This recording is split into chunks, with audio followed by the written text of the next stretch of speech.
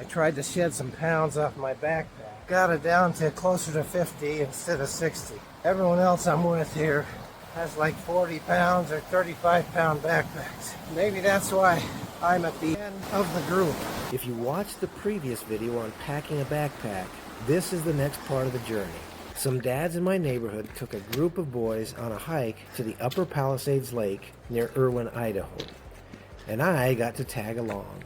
So we might be about 2/3 of the way. Got to a fork in the trail. I haven't been here before, so I don't know if I'm supposed to go that way or that way. I'm waiting for the guys behind me to point me in the right direction. Beautiful. First lesson. Pack light. 50-pound backpack gets really heavy after 6 or 7 miles in the wilderness, but look at where we're at. Beautiful place. We're gonna be here for 2 nights. Give me a day to recover. If you're an avid backpacker and you know the tips and the tricks that will help people, put them in the comments.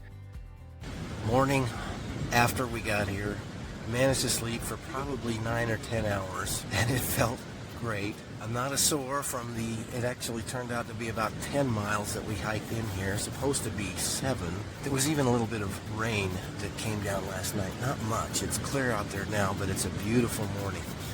That's the reward for these efforts.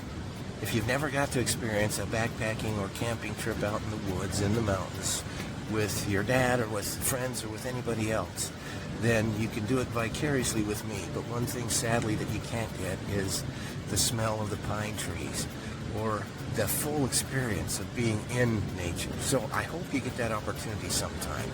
Let me show you what the tent looks like. Try to keep shoes and stuff by the door. When you put your tent down, you're very seldom you can get a completely flat area. So that is the uppermost part, this part. So I have my head in my sleeping bag up here. I love sitting in nature's calm with my journal, looking back on my highs, my lows, and the lessons learned. I think about what my next step is, and then I write down the ideas that come. This simple habit grounds me, sparking my drive to live my purpose. So I say we drug them up here. We welcome to Mordor. you guys are going to be so glad you took my advice. That pine tree on fire. One of the neatest parts of being out camping, hanging out at the campfire, chatting it up into the nighttime, making memories. If you haven't pushed yourself beyond your comfort zone, give it a try. Watch the next video for the hike out and the lessons I learned. I will see you there.